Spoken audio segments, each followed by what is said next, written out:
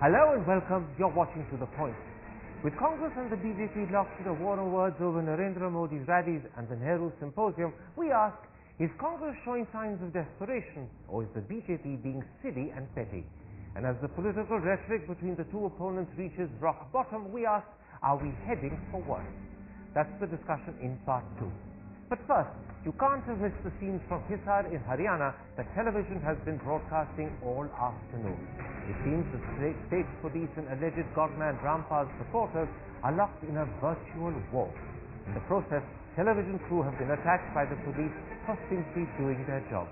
So in part 1 we ask, has the Haryana government bungled badly, or does Rampal's intransigence and defiance provide some explanation for this appalling mishap?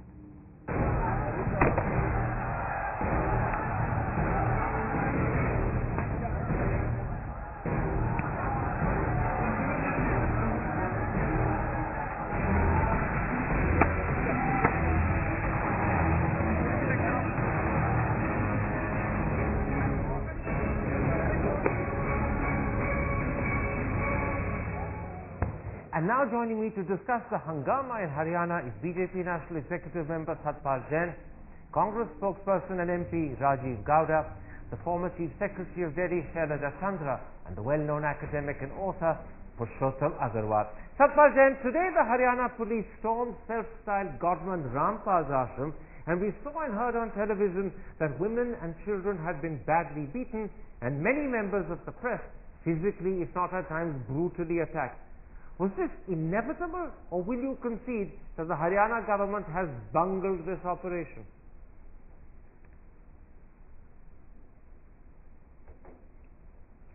See, Mr. Karan, if you appreciate the facts and the circumstances leading to today's situation, you will very easily find an answer there. For the last few days, the Haryana government was facing a very complex situation.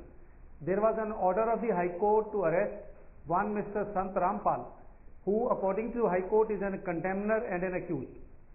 This fellow was using and is still using thousands and thousands of men, women and children as his shield, who consider him to be a god or a saint, like a god they were treating him. So the Haryana police had to execute the orders of the High Court, but without causing any hurt or the minimum hurt or any collateral loss to the innocent women, children and thousands of people who were sitting around him. Mr. Jain, that's the problem. They executed the instructions of the court not with minimal collateral damage, but fairly close to sizable and substantial and worrying damage. Now, I'm asking you a simple question. Could this storming not have been done in a better way, in a more professional way with less damage, or was it inevitable this would happen? Yes, I reply to that. Had the same action been done 1 or 2 days earlier, 3 days earlier, as some media persons are suggesting, the loss would have been the worst.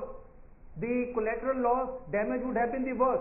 Today also, the police tried to use as much restraint as they could, and the only strategy was that create a situation where the human force that Sant Rampal was using is reduced to the minimum. Unfortunate incident happens where the media persons were attacked and nobody can defend that action. Any policeman doing that action should be condemned, and we condemn that. But since the Sant Rampal followers used petrol bombs, they were having the gas cylinders as a shield within the ashram. They fired at the police. Therefore, this was a situation which ultimately had to be met with the same force, and police did the same thing. All right. Let me bring in some of the others who are independent and see to what extent they agree with you. The argument you're getting, Mr. Agrawal, is that if this operation had been conducted 2 or 3 days earlier, the collateral damage would have been much worse. Therefore, the suggestion is somehow the police have chosen the most appropriate timing. Do you accept that? Well, I find it difficult to accept. And secondly, so far as so many people being inside the ashram is concerned, I am really surprised that why police allowed so many people to enter the ashram. Because this thing has been going on for quite some time, I think at least for a week. So was police not aware that these people are entering the ashram and they might be used as human shield at a later stage? So you're saying two things. Not only is the claim that the timing was appropriate a mistaken claim, but in addition there was laxity on the part of the police. There was laxity. Because they allowed the situation to build up, creating a crisis. There was utter lack of professionalism on part of police, and Mr. Jain used a very interesting expression which I think gives the key, that with minimum political loss. So police and their bosses were actually more concerned with the political loss than with actually upholding the rule of law in a professional manner. That's a very good point, and I'll go back to Mr. Jain on it in a moment's time. But first I want to bring you in, Mr. Chandra, and put this to you. Would you accept that there's a sort of catch-22 situation the government in Haryana was caught in? If it hadn't acted, its authority was being undermined progressively and would have continued to be undermined. But if it did act, there was always a danger that there would be violence, as clearly turned out to be the case. So as a former senior civil servant, if you had been there advising the government, what in this circumstance would you have told them to do? Well, if there is an order from the High Court, you have to follow the rule of law. There is no way, after they had tried to convince the High Court that, well, this could be parried, they were not able to, well, they had to carry out the order. And I think that we are living slowly and steadily, we are going into a state of anarchy. Think of all that has gone wrong with this. How has this godman acquired this huge... I'll come to that moment now, but you're saying a very important thing. You're saying once they had an order from the High Court, regardless of what the physical cost or the cost in terms of collateral damage, it has to be executed. Yes, because there is a way in which the police have to act, the way the magistracy has to act. They would have to use water cannons. After that, they'd have to resort to firing. Did you want a situation where all these women and children are fired at? At least dragging them out was one way. One has to look at the circumstances. Not everything can be put in cotton wool and all the time a media sitting and in judgment on this. I think this is a very, very, very dangerous phenomena which is taking place. Rajeev Gowda, the situation today is a problem for the successor government to yours in Haryana, Mr. Satya Pal Jain. But till 3 weeks ago, Bhupinder Singh Hooda and the Congress party were ruling Haryana, and you ruled that state for 10 consecutive years. Now clearly, the planning and preparation that has been visible today from the side of Sant Rampal, if I may call him Sant Rampal, and his so-called supporters, suggests that it's been underway for a long while. These weapons, these so-called crude petrol bombs, these acid pouches, the collection of some 15, 20, some say even 50,000 people hasn't happened overnight. Would you accept that there was considerable laxity shown by your government in allowing the situation to get to this point? Karan, basically it's our government that has filed the cases, that has pursued the cases in the court, and which is why this Sant Rampal is facing the kind of legal action that he is facing. So, in the last few months, there has been a change of government, and if there has been a build-up, it has probably happened afterwards. Not last few months, last 3 weeks.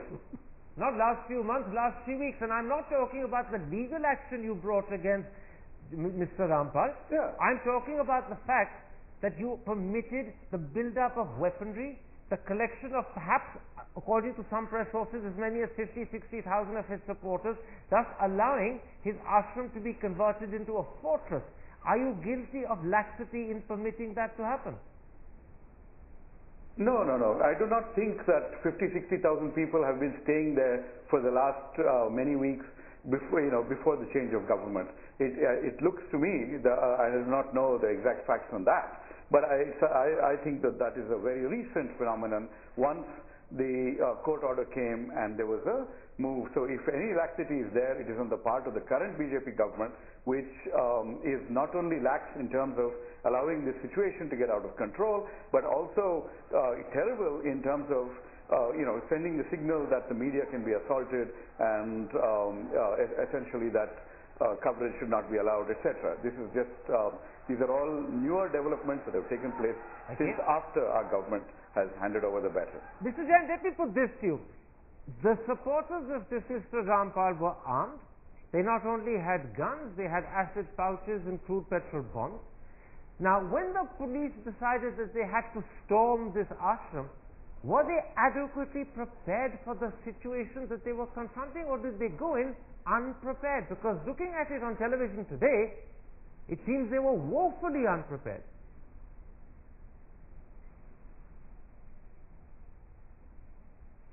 See, so far as the police is concerned, police was fully prepared to meet any situation that we had to meet. And if you have heard the press conference of the DGP Haryana, this is one of the reasons that he gave, as to why the situation came. He says, the moment we started moving, then some media persons who were also moving along with us, we told them not to go because there was a firing from the other side. I'm not talking. Mr. Jain, I'm interrupting you. Mr. Jain, I'm not talking about the media incidents. Just a minute. I'm not talking about the media incidents. I'll come to that separately. I'm asking you a different question. I'm asking you whether you were prepared for the situation inside the ashram, the bombs, the acid pouches, the weaponry. Yes.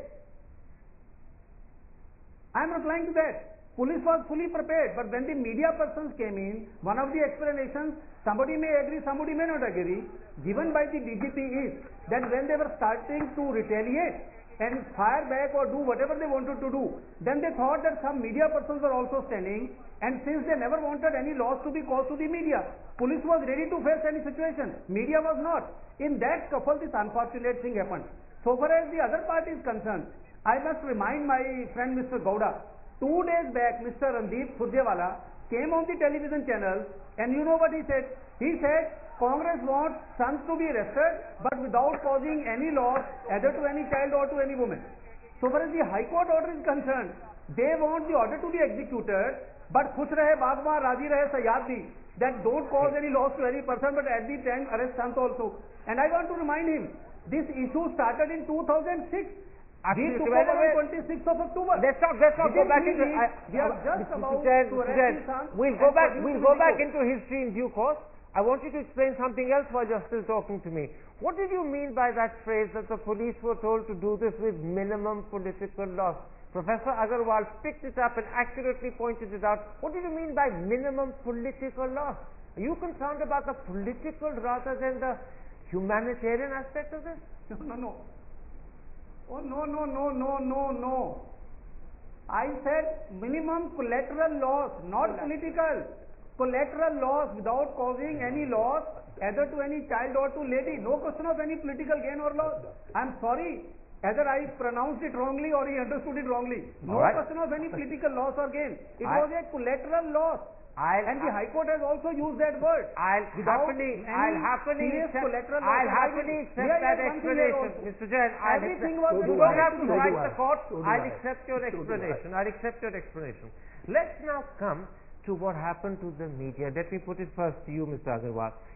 Not just 1 or 2 reporters, but the entire spectrum of television reporters and television photojournalists were attacked. Several of them physically, several of them very, very nastily. Can that be explained by the frenzy of the moment, as the DGP was trying to suggest at his press conference? Or is it a worse collapse of police behavior, police procedure? Again, Karan, the problem is, you see, this comes out in the statements of politicians and civil servants unwittingly. They have to do something, they have to execute the court order, and at the same time they do not want to be seen as using maximum force or causing damage to people. So media is there, and if media is there, then they are going to show the images of police action, they are going to show the images of policemen wielding lathis or whatever. So maybe, I do not know, maybe it was at the local level the officers present there, or maybe they were under instructions from the top that when you go into real action, please remove the media from there. So maybe this was decided by the local officer, or maybe it was instructions from the top that when you go in for real action, when you actually use force, remove the media from there. Maybe that is probably the explanation. Let me, Mrs. Chandra, put a sort of devil's advocate question to you. The explanation you're getting from Mr. Jain, and he's quoting the DGP, is that in fact, that because the media was there and was in danger of getting hit by the shooting from inside the ashram, they had to be physically removed. Sometimes that could be the case. Media journalists often, out of heroism, endanger themselves. But do they have to be removed in this barbaric, physically cruel way which we saw on television? Are there not other more professional ways? And secondly, and this is attached to the first question, if the police knew, as they must have, that they were going to storm, they shouldn't have got the media out to begin with before they did it. I don't think the police invited the media. I think the media is vying with each other. Every channel is vying with each other to get the maximum coverage. This is their job. I do feel that it is a warlike situation. It is a situation where you cannot have media going, because media will want to position itself in a way that it gets the best shot. If there's hurt, if there's firing, if anything goes wrong over there, who is going to take responsibility? In an operational situation, you cannot have, even in warlike, even when you have embedded journalists, you know about embedded journalists more than I do. This amounts to that. You bring them in, but then after that, who is going to take responsibility? So that in this situation, when the police asked the media to leave and the media were reluctant to do so, were the police right to physically? They were completely right. We are living in a civilized country. The police are the last word in a situation where there is law and order at stake, where firing is going to take place. You cannot have TRPs and the channels, you might say, competition superseding what is going to happen to all those people just to get a little bit of limelight. It's not on. Mr. Gowda, a moment ago when you were speaking, you were sharply critical of the Haryana police and the Haryana government's handling of the media. If I'm right in my memory, you described it as brutal conduct. Now you have Mrs. Chandra, a former Chief Secretary Delhi, saying that in fact if the media is endangering themselves in the course of their duty, bravery as that may be on their part, it is the police duty to remove them, and if the media won't go, then they must be physically removed, and sometimes that will entail the sort of scenes we saw. Do you accept her argument, or do you think her argument is mistaken? Her argument is fine in theory. In practice, what has happened here is that the media got police permission to go along. And then the police should have worked out an arrangement with them saying, if this development takes place or things turn worse, then that's where you stop. We cannot let you get in danger. But that's not what happened. You said, come along, and then you basically broke, sort of lathi charged them and brutally assaulted them and, destroyed their equipment. Now, in all those 10 years of Congress rule in Haryana, we didn't see any such assaults on the media. So people are asking questions whether this is really a way of the new government sending a signal to the media that we're going to, put you in your place and we're going to ensure that you're going to behave yourself. There are all sorts of questions people are asking, and it's what we saw on TV with those media people, personnel being hounded and attacked was really the worst kind of environment and development that we've seen in a long time. Okay. It is really worrisome from the context of media freedom, and I agree with Mrs. Chandra that these are situations that could turn uglier, but those are the rules of engagement that you need to work out ahead of time, and not at the put the media at the receiving end of lathis and worse. Before I go back to Mr. Jain, I want to put to you a question in a sense that I put to Mrs. Chandra. The police invited the media to be present to witness it because they wanted to ensure that there was no allegations made afterwards that the police had mishandled the situation. The media, in a sense, would therefore be witness to the police and the way they function.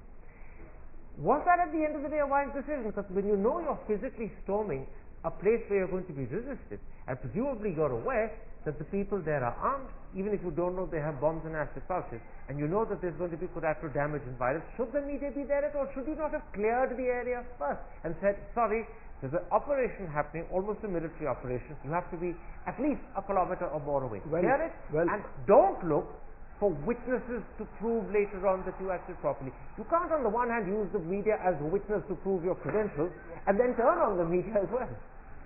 Number one, as you put it. Secondly, I think it's a very, very serious, and to put it rather bluntly, a dangerous argument to say that police has the last word on these matters. Police cannot have the last word on these matters, otherwise I do not know about anarchy, but we must be certainly heading towards a police state. That is number one. Number two, as you said, and there were reports in the afternoon, that in fact media was taken by the police there in order to be witness to a properly conducted operation and all that. I think the administration failed in its imagination. This brings to my mind, if you recall, Operation Black Thunder in 1989 or that, and it was much more serious in its dimensions of all kinds, logistic as well as political and as well as the international ramifications. Media was put there, media was told its limits, and then the operation was conducted. Probably the government at that time had learnt its lessons from 1984. Here you are going to storm a place where there are 50,000 people with crude bombs and kind of weaponry, and then you first take media there, then you want to push the media away using all kind of brutal force. I do not think that it is justified in any way. Let's put that to Mr. Jain. Mr. Jain, the argument has widened beyond what I was accusing you of a moment ago. I said that you bungled it because you weren't prepared for the nature of the response you were going to get. Now we're also being told by Professor Agrawal that the planning to ensure that the media was there as a sort of witness to the way the police conducted themselves, that itself was badly done. It needed to be more carefully thought out. We needed to have borne in mind the possible consequences that could follow and had guarded against them. None of that happened. And what he's saying is that there was a failure of what he calls the imagination. And I think he means the critical analysis of your political government in Chandigarh.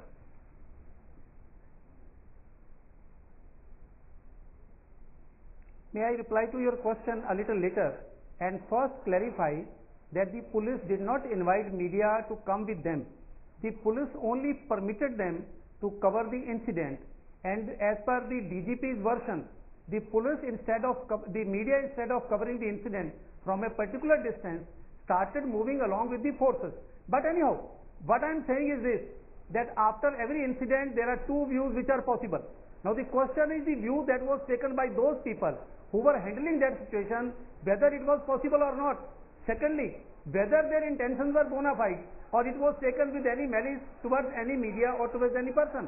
Those who were handling the situation, they thought that in case we do not stop the media here, then the firing which has started coming from the ashram, the petrol bombs that have started coming from the ashram, and the stones that have come, if they are ultimately thrown towards the media, this would not be in good taste. It is not desirable. So they thought of asking the media to kindly revert back and to move back. I love your euphemism. I love your euphemism. They thought of asking the media to kindly revert very back. Very politely. I applaud you for your diplomatic choice of euphemistic language. Very politely. I think that deserves an award for sure, Mr. Jain. Let me put this to you, Mr. Chandra. The DGP said something that very we appealed to them, and when they did not come back, when they did not move back, then they were asked to move. And then when they didn't move back, finally they were pushed and lathi charged and made to move. That just finishes the sequence. Mr. Chandra, let me put this to you. A year ago, I think, there was an equally touchy, awkward, precarious situation in the case of Asaram Bapu. A much bigger person than this alleged Sant Rampal. The media was equally concerned, and the number of devotees involved would have been perhaps considerably greater.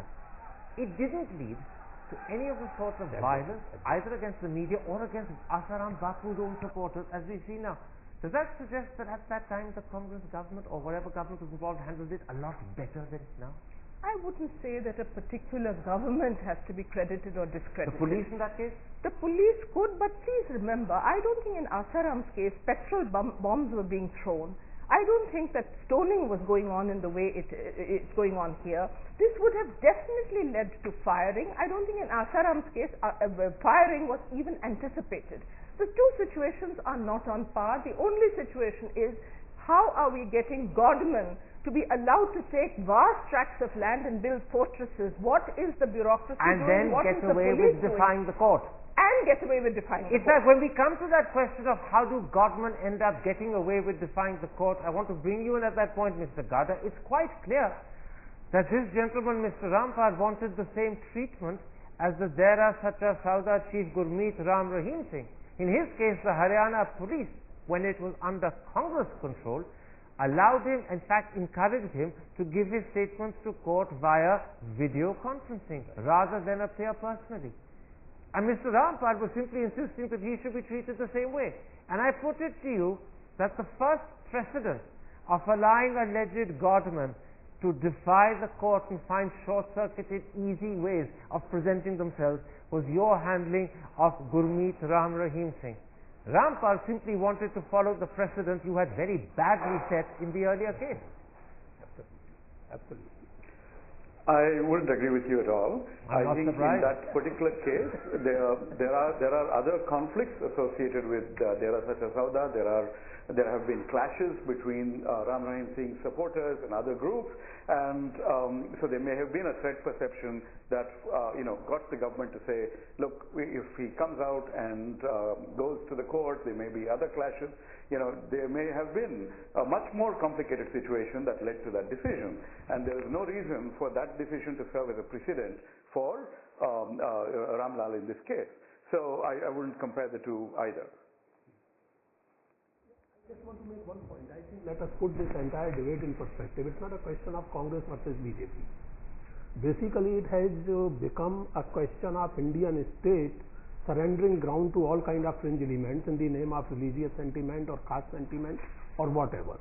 For example, let me remind you one incident. A yoga guru announces a decision to launch a political campaign, arrives in Delhi and is received at the airport with 5 senior ministers in the row as if he is a head of state. Absolutely. What kind of precedent the Congress government set? In fact, that's a very interesting incident you mentioned. It was in the case of Baba Ramdev, and subsequently, the minister who led that delegation, Pranab Mukherjee, has said in a book that Rajeev Gowda has published, it was a bad and big blunder. Bad and big blunder and a bad precedent. Absolutely. Which anybody can follow, and you will not have anything to say on that. The one thing that amazes me about the situation is, has the Haryana police been sending out mixed signals to this Mr. Rampal and his supporters? Because the amicus curiae in this case, Anupam Gupta, said on Sunday that on that day there was a massive standoff between Rampal's supporters and the state police assisted by central forces, but suddenly at 7:30 the state police and the central forces withdrew. And Mr. Gupta's conclusion is that in fact mixed signals were going. There was no one single consistent policy. Every 3 or 4 hours the police were changing around their policy. Were they therefore sending the wrong signals to Mr. Rampal? I'm sure they were, and I think increasingly this is taking place. No aspersions on political parties, but they are both squarely to blame for jumping into areas which are no concern of theirs. Law and order in a district is totally the district magistrate and the police's responsibility.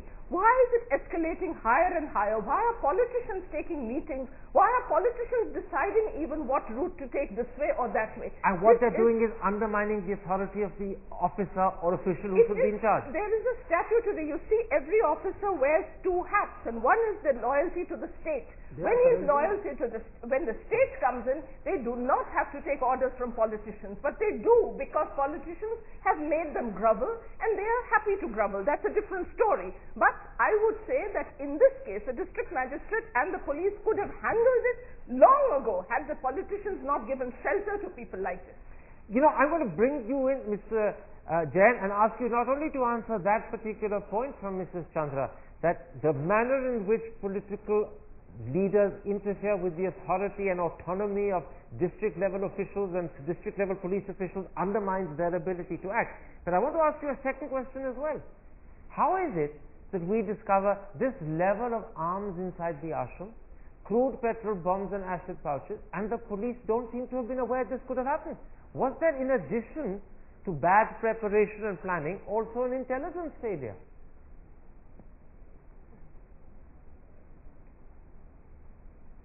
So far as the first question is concerned, I agree with her that unfortunately you may belong to any party, any government. There has been a trend on the part of the politicians to unnecessarily, unduly interfere in the working of the honest officer. I am using the word honest purposely, because there are certain situations where the situations are complicated only by the officers, by the police and magistrates and other officers because of lack of experience on their part. So therefore, whereas there should be clear-cut direction in the right way on the part of the party in power, but at the same time, the execution should be left to the officers, maybe district magistrate, SDM, police officers. So far as your second part is concerned, I would like to tell you that the whole situation was given to the High Court judges in a sealed cover. The High Court judges went through the entire report, and I will just read one sentence from the order of the High Court, where the High Court says, on a perusal of the note circulated confidentially in a sealed cover, we hope and trust that the non-bailable warrant issued by this court would be executed in a short while without much bloodshed. it was to our knowledge to the police Can right I from interrupt? very beginning. Can I But interrupt? that was the precisely reason Mr. Jain, why can they I were interrupt? waiting for a right moment to take that action.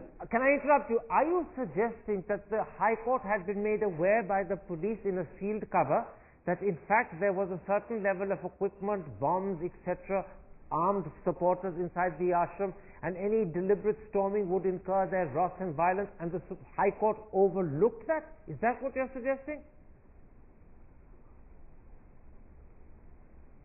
No.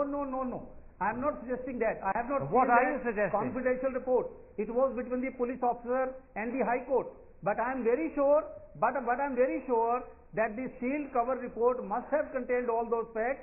And that is the reason Then you are why the High suggesting Court it. records are finding. Make up that your mind, after Mr. perusing Jain. the If you're whole very report, sure we are those facts were in the confident. sealed covered report, then you are I am suggesting it. suggesting that is my. Or do you not know what you're suggesting?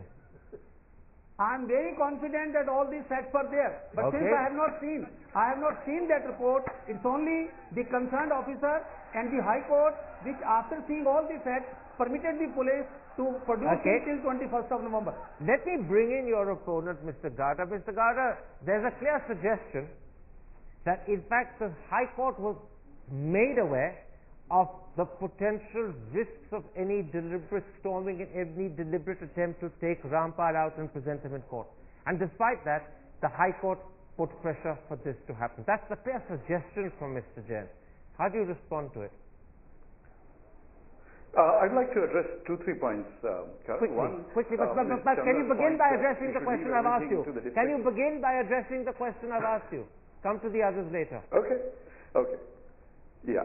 So basically, I do not expect that the court would take that kind of insensitive decision if they had all this information about the risk of death and destruction available to them. That would suggest something that we don't know the content of that report, but it just seems to me that it would be a little massively insensitive of them to basically say we want him produced come what may, Okay. regardless of collateral damage. Please So come now that to your is other something points. that I would, Please come to your other cover. points now. The other point really is that the Home Minister, in this case the Chief Minister, is the person elected by the people to provide policy guidance on issues of this sort.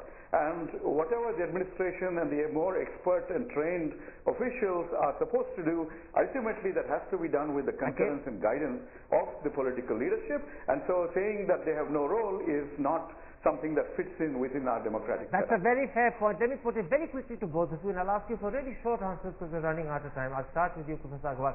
How much of this is attributable to the fact that Mr. Khattar is a new Chief Minister, and if I recall correctly, he's probably never been in government before? I don't think it's a question of being a new Chief Minister or whatever, because there is a continuity in the system of governance. There are officers to advise you. There are your Provided you listen.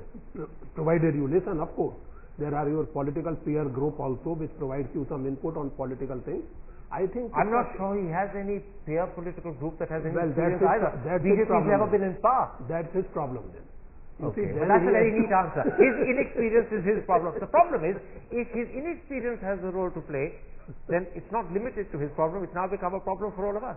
Yeah. So was the Chief Minister's inexperience something that had a role to play? A quick answer. If the Chief Minister had left it to the Home Secretary, the Chief Secretary and the Police Commissioner or DGP, things would have been handled. If he has been dabbling in this, it was very wrong. The Criminal Procedure Code does not recognize any minister. It ends with the district magistrate. In other words, he should have left it to his officials. he should have left We're it. assuming he interfered, but if We're he did, he was assuming. wrong to do so. Maybe he has not interfered. In which case, if there's any bungling, it should be. There will always be an inquiry. Have they not handled it properly? All right. But I don't think one should immediately jump to the conclusion that he has a role. He has no role under the Criminal Procedure Code. Yeah, I didn't mean a role in terms of the Criminal Procedure Code. I meant his inexperience responsible for the Yeah, but situation. this has to be handled under the CRPC. It cannot be handled by In any other meeting. In which case it should have been handled by the officials. All right, I'm sorry we're running right out of time. My apologies. My thanks to both of you for coming to the studio. My thanks also to Mr. Gowda and Mr. Jain for joining me. First, Salman Khurshid claimed Mr. Modi had flown supporters to swell numbers at his rally in Sydney and shout slogans. Then Arun Jaitley claimed the guest list at Sonia Gandhi's Nehru Symposium reflected the depleting fortunes of the Congress party. Is this just a silly tit for tat that reflects their unbridled animosity for each other? Or is it a reflection of how low Indian politics could reach? And perish the thought, could things get worse? My guests are Congress spokesperson and former Haryana Minister Randeep Singh Surjewala, BJP spokesperson Nalin Kohli, the well-known senior journalist and commentator Kumar Ketkar, and the political editor of The Hindu, Verghese George. Mr. Surjewala, on Sunday, Salman Khurshid claimed that Mr. Modi had flown supporters to swell the numbers at his Sydney rally and shout slogans. Most people thought this wasn't just rubbish, but a sign that Congress is getting desperate because Mr. Modi is growing from strength to strength.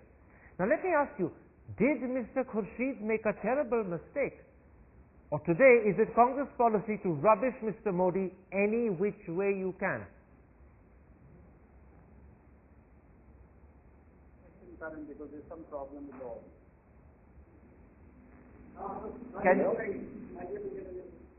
Can you hear me, Mr. Surjewala? Yes, I can hear you now, but can you repeat the question because I couldn't get the audio earlier. Happily. On Sunday, Salman Khurshid claimed Mr. Modi had flown supporters to Sydney to swell the numbers at his rally and shout slogans. Most people thought that wasn't just rubbish, but a clear sign of Congress desperation because Mr. Modi is growing from strength to strength. Now I want to ask you, did Salman Khurshid make a terrible mistake? Or today is it Congress policy to rubbish Mr. Modi any which way you can? Well, let me tell you, Mr. Thapar, I do not know the context in which Mr. Khurshid made such a statement. One fact, however, stands out, whether it is Mr. Modi's repeated attempt to rewrite history by trying to create a divide and suggesting latency on more occasions than one that somebody other than the first Prime Minister Pandit Nehru should have been the Prime Minister of the country to be chosen by Mahatma Gandhi. Whether to sidestep But hang on a second, Mr. Surjewala, don't go back into history and other disparate things. I asked you a specific question, answer that. Is Salman Khurshid right in saying that people were flown from India to Sydney to swell the numbers at the rally? Is that the Congress Party's position? As I said, Mr. Thapar, I do not know the context in which Mr. Khurshid was making such a statement. I will certainly refer it back to him and revert back to you. But the simple issue is that Bharatiya Janata Party, whether it's the Finance Minister or the Prime Minister, have been running a concerted campaign which I'm hesitating to use the word, but it does sound parochial and seems... what I don't understand, Mr. Surjewala, is why is the context in which Mr. Khurshid makes this comment important? How does the context change what is meant to be a factual comment? Either Mr. Modi is flying supporters to Sydney or he's not. How does the context change the fact? Answer that for me, please. Important issue, Mr. Thapar, is what are we seeking to achieve for the country as also for our diaspora abroad by holding such rallies? Is it only a public showmanship? Is it only a photo op? Or only a public showmanship?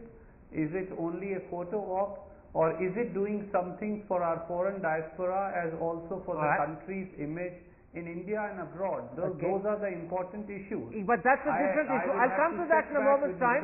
I'll come to that second issue in a moment's time. It's an important one, I grant you that, but it's not the issue I began with. I'll come to it separately. I want to stick first to this question of numbers.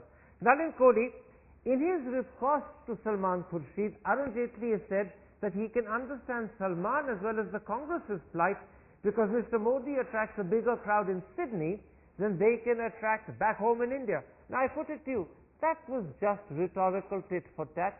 Is it not unbecoming of the finance minister to have to resort to such tactics? Surely he would have been better served by simply ignoring Mr. Khurshid's flight of folly. Well, okay, let's go one by one. I think the difference is Mr. Khurshid's statement was not backed by facts, Mr. Jaitley's is.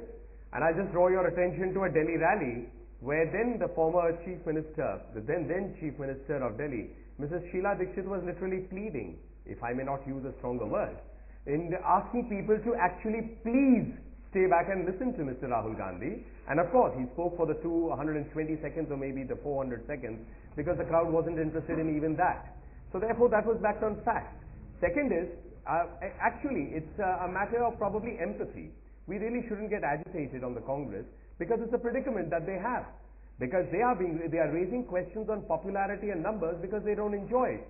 But it's ironical that the Congress party used to celebrate numbers at the time of Jawaharlal Nehru, at the time of Indira Gandhi, and at the time of even Rajeev Gandhi.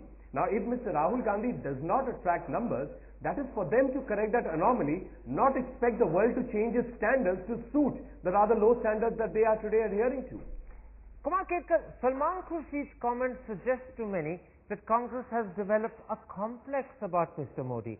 They seem to want to find fault with everything he does, so even when he holds a successful rally in Sydney, they have to find a way of belittling it or diminishing it.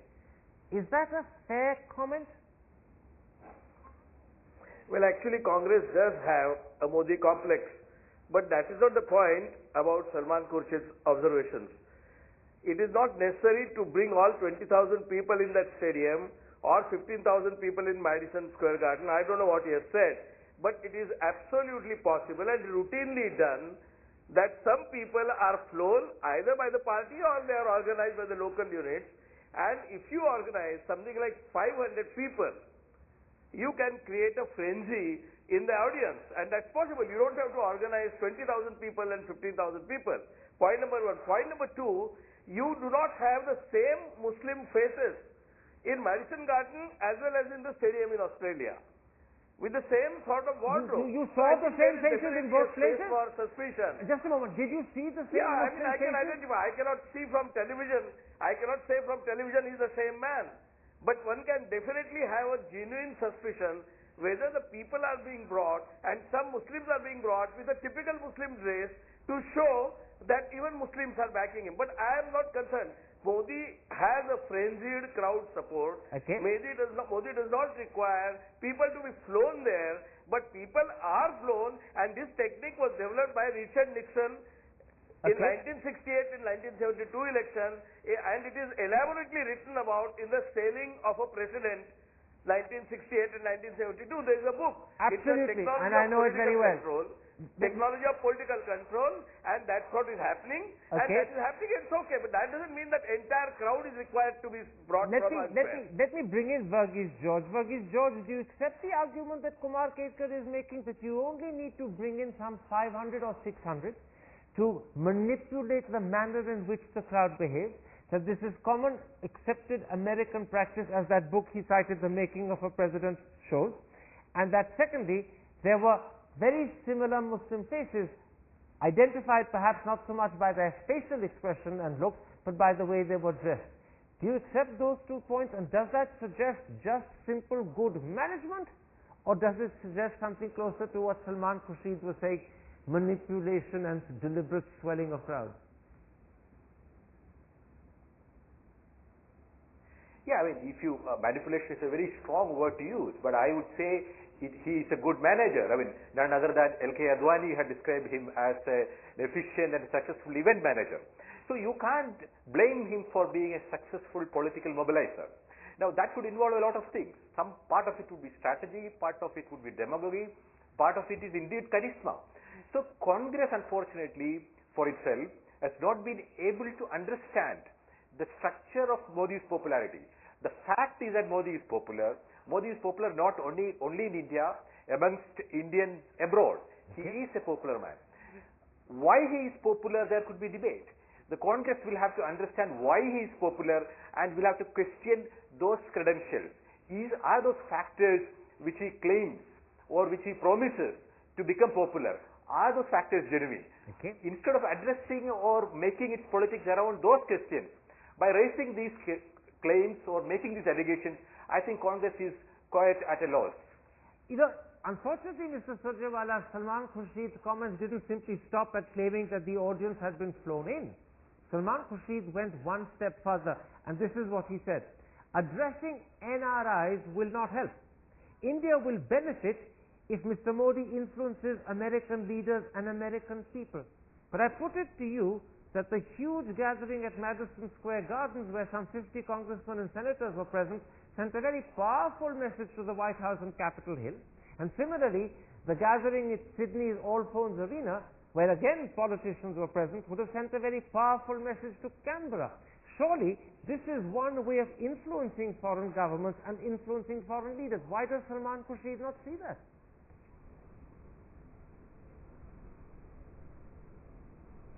Well, Mr. Thapar, let me point this out to you.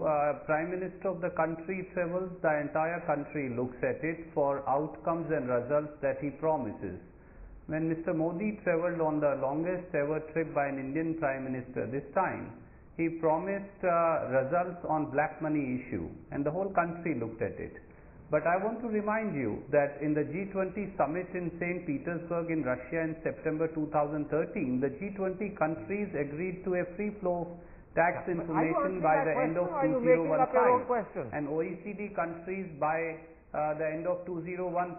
But what question are you that answering? I don't recall asking you about G20 at all. 17, 18. So as an Indian, I really ask myself, no, I'm saying what was the biggest issue important for maybe Indian diaspora as also Indians back home? That was the black money issue. Here, the only thing that Mr. Modi succeeded in doing was to change the goalpost set up by Dr. Manmohan Singh to end of 2015 to 2017. Well, he got the issue put onto the G20 agenda. Do you not give him any credit for that? I'm sure he got a great crowd. All right. You're a master, Mr. Surjewala. I changing the subject completely, and I give you a lot of credit for the smooth, effective way you've hijacked my question and changed the subject. But I'm determined to come back to my subject, Mr. Kohli. I want to pick up on a point that Randeep Singh Surjewala was raising in his first answer. No, I probably have a few interjections first. But just a moment. Then Before you don't copy Randeep Singh Surjewala's bad habits.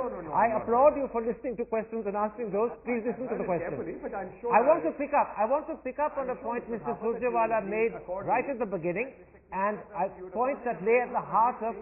Just a moment, please listen to my question, Mr. Kohli. Listen to my question. Listen to my question, Mr. Kohli. That's only a polite thing to do. I want to pick up on a point Mr. Surjewala was making earlier on, and which lay at the very heart of Salman Khurshid's criticism, which is the appropriateness of a leader from one country going to another and holding rallies where he essentially talks to his own expatriate population. How would you feel if African presidents were to come to India in the wake of Mr. Bharati's behavior this year in January and start holding rallies in Delhi? Or how would you feel if the Prime Minister of Nepal came and started holding rallies in Delhi for Nepali people? And he can easily do that because there are many more Nepalis in India than there are Indians in Australia. Would that be acceptable to you? Well, I mean, I don't have a single instance where Mr. Modi or Prime Minister Modi has said anything that could be objectionable to the countries that are hosting him. Unlike the Congress party, which will do objectionable things for the Prime Minister of India while in India. So, I mean, there's a big difference in the standards.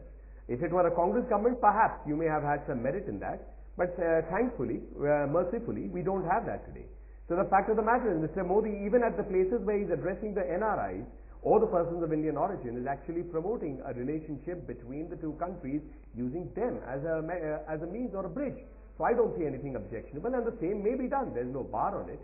With regard to Mr. Keskar, he has, of course, Mr. Keskar does like to quote back to books and all that. Perhaps he would like to do a book on the Congress party and the stalwarts that they were there and the pitiable condition they are in today. And the last, of course, is on what Mr. Surjewala does. Happily, every time they attack Mr. Modi, we are forced to come back on Mr. Rahul Gandhi. And that's actually the truth of it. So perhaps they do better not to attack Mr. Modi for a while.